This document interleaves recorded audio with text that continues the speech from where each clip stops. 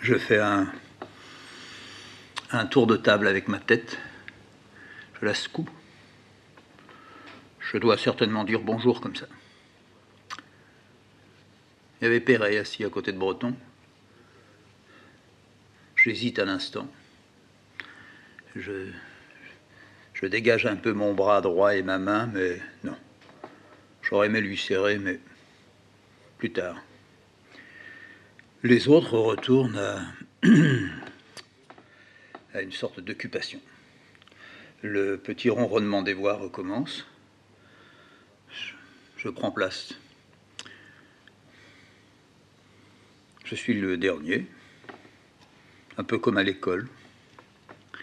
Je tire ma chaise, je fais attention de faire le moins de bruit possible.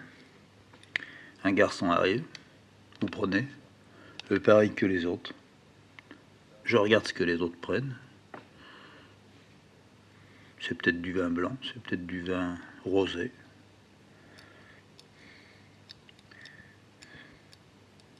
C'est souvent comme ça, enfin c'est même toujours comme ça quand quelqu'un arrive. Quand le dernier arrive. Ça ira mieux quand un autre viendra après moi. Pourtant, je ne suis pas entièrement bien.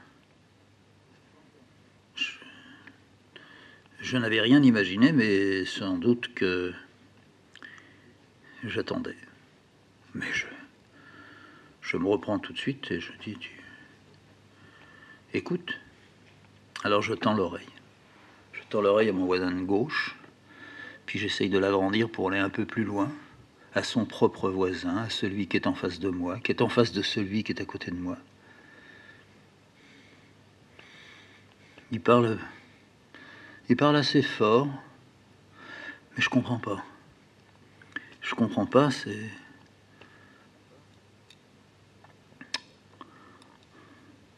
c'est étrange si on peut dire qu'une sorte d'échange de propos dont il faudrait y avoir la clé pour pouvoir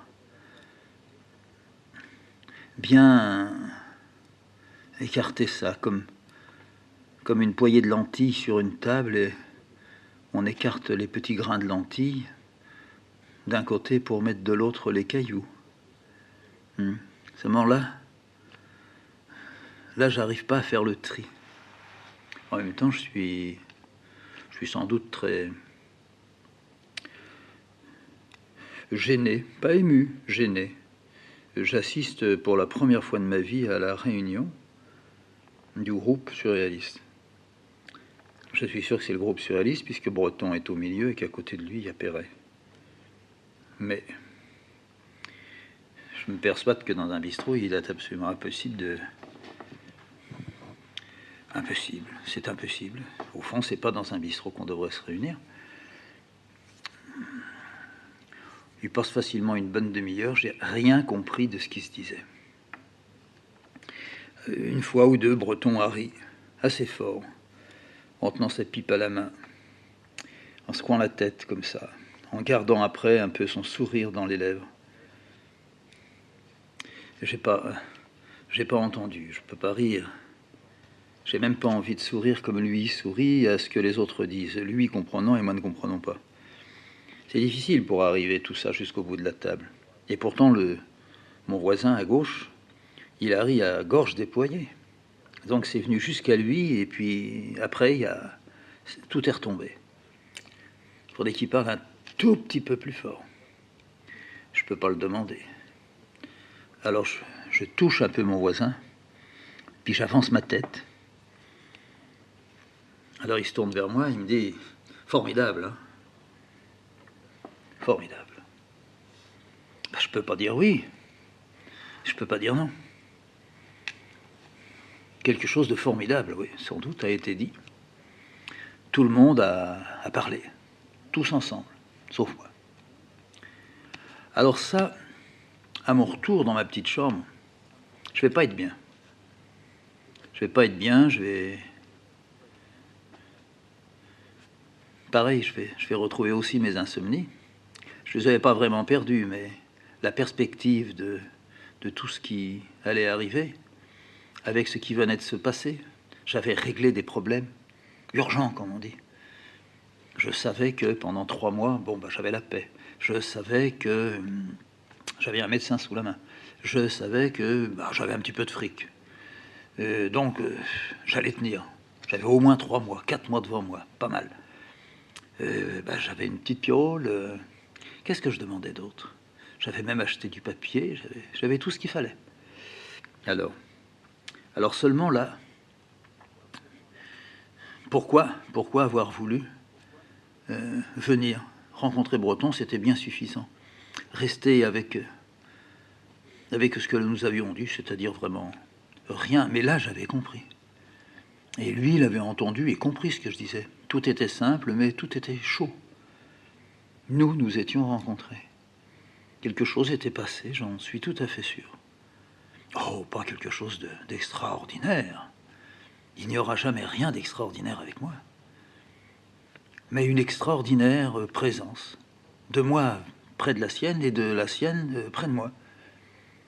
Pendant 1 heure à peu près. C'est bien. Tellement là,